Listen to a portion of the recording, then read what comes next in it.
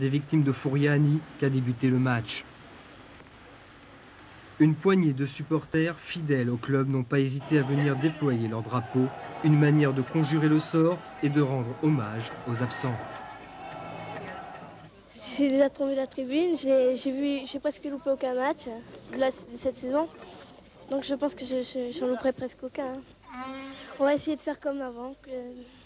Même si la tribune s'est effondrée, l'équipe elle existe toujours. Et puis il faut que tout le monde fasse comme avant. Il faut encourager comme avant. Vous pensez qu'on ne peut pas oublier? Non. Non, l'équipe elle vit toujours. On ne peut pas oublier l'équipe, elle vit, puis elle vivra toujours. Tant qu'il y aura le Sporting, il y aura des supporters aussi. Et si l'équipe tournera rond, nous on va tourner rond aussi, on sera derrière eux.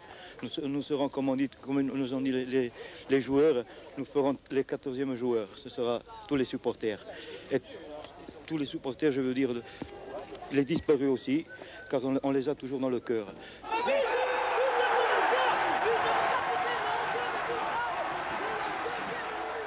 Si le football a repris ses droits, personne ne peut oublier la tribune. Beaucoup plus disputée, celle de Robert Denis. Utile aussi pour les joueurs de refouler hier soir le terrain.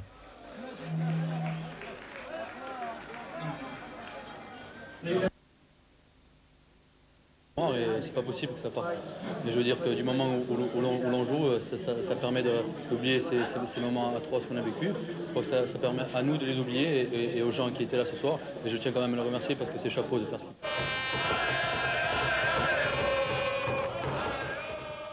Au-delà de l'aspect émotionnel, le Sporting de Bastia jouait hier sur le plan sportif une carte importante. Il importait de savoir si la juvénile équipe bastiaise était prête pour le long championnat de France. Face à Valence, les Bastiais, privés de plusieurs titulaires, ont réussi le match nul 2-2. Si le drame de Fouriani est en mémoire et restera en mémoire, hier soir au stade de Mezzavi à Ajaccio, devant une poignée de fidèles, les joueurs bastiais, tendus et nerveux, à l'image de Taberner, blessé dès la 2e minute, dut quitter le terrain. Paradoxalement, à la 3e minute, Bastia ouvre la marque par Di Fraia sur un coup franc qui prend Pégorer, le gardien de Valence, à contre-pied. Un avantage de courte durée, 3 minutes plus tard, sur une longue transversale et une remise de la tête de Otti, de volée, la Zic égalise. À la 15e minute, Weiss, le néo-valentinois, centre, la Zic bat de nouveau Biancarelli, le gardien bastien, en l'espace de 10 minutes. C'est beaucoup pour cette équipe bastiaise en l'absence de 5 titulaires et surtout ce penalty refusé à Di Fraia. Valence est une équipe qui est prenable. Nous avons manqué des occasions, nous avons pris 2 buts que nous aurions dû éviter. Là, oui, je peux être sévère et je serai sévère dans les cours de la semaine parce que nous avons fait quand même des fautes de marquage. Mais en ce qui concerne l'allant, la générosité, l'enthousiasme, je me suis aperçu quand même que mon équipe n'a rien perdu de ces valeurs-là. En seconde mi-temps, Valence, trop prudent et asphyxié par la chaleur, a laissé la maîtrise du jeu à Bastia qui s'est créé de bonnes occasions.